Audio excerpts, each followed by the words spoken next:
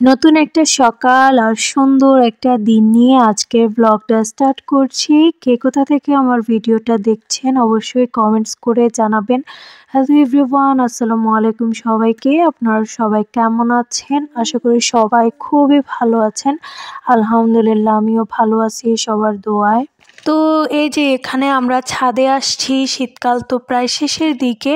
শীতের পিঠা খাওয়ার জন্য গুড় রোদে দিতে আসছি। তারপরে হচ্ছে যেহেতু এখন হচ্ছে বড়ইগুলো পাকতেছে আস্তে আস্তে, তাই ভাবতেছি একটু বড়ইয়ের আচার দিব, ওই জন্য বড়ইগুলো শুকাতে দিব। তো আজকের সারা দিনটাই আপনাদের সাথে শেয়ার করব কি করি না করি।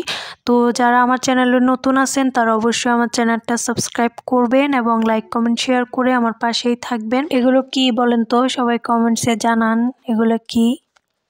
আর এখন হচ্ছে আমি চুলাটাকে একটু লেপে দিব, যার কারণে মাটি টাটি সব কিছু বেজায় রাখছি।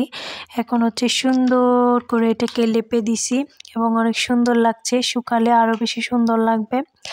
এই যে তারপর এখানে হচ্ছে রান্না বান্নার জন্য প্রিপারেশন চলছে। আজকে হচ্ছে কি কি রান্না হবে সেটা অবশ্যই দেখতে পারবেন পুরো ব্লগটা দেখলে। এখানে হচ্ছে লাউ কাটতেছে, এটা হচ্ছে আমাদের গাছের লাউ। আর এখন আমি রান্না বান্না করার জন্য চলে আসছি। তো আমরা যেহেতু গ্রামের মানুষ, মাটির চুলায় রান্না বান্না করি। আর মাটির চুলার রান্না কিন্তু অনেক মজা।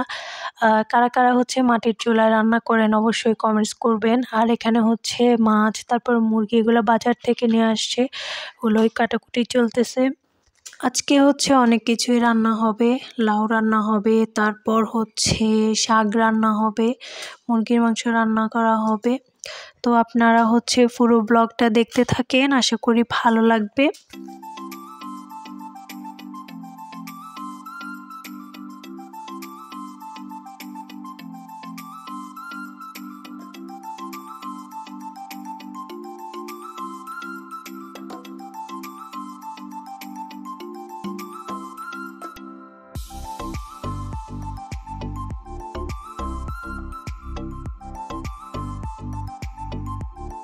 তো এক একজনের রান্নার ধরন এক এক রকমের হয়, আমি আমার মতো করেই রান্না করছি। এটা কোনো রেসিপি না, আপনারা এটাকে রেসিপি হিসাবে নেবেন না, কারণ আমার হচ্ছে আমি যেভাবে পারি ওইভাবেই রান্না করি আর আমার কাছে এইভাবে মজা লাগে। তো আমি হচ্ছে সব কিছু কষাই নিছি ভালো করে। এখন হচ্ছে একে একে মশলাগুলো দিয়ে দিব, মশলা দিয়ে আরও একটু সুন্দর করে কষিয়ে নিব। তারপর হচ্ছে কিভাবে রান্না করি দেখতে থাকেন। তো এই যে এখন হচ্ছে এটা খুব সুন্দরভাবে কষানো হয়ে গেছে। এখন আমি যে মাছটা দিছিলাম ওটা তুলে নিছি আর লাউগুলো দিয়ে দিব। তো এই যে পুরোটা দেখালাম না, এটা খুব সুন্দর করে হচ্ছে নরম হয়ে গেছে, মানে সুন্দরভাবে রান্নাটা হয়ে গেছে। এখন আমি ধনিয়া পাতা দিয়ে এটাকে নামাই নিচ্ছি। তারপরে হচ্ছে আমি মুরগির মাংসটা রান্না করব, তারপর একটা শাক রান্না হবে। তো আমার ভিডিওটা যদি ভালো লাগে অবশ্যই আপনারা আমার চ্যানেলটা সাবস্ক্রাইব করবেন, লাইক কমেন্ট শেয়ার করবেন, আমার পাশে থাকবেন এবং আমার হচ্ছে পুরো ব্লগটা দেখবেন।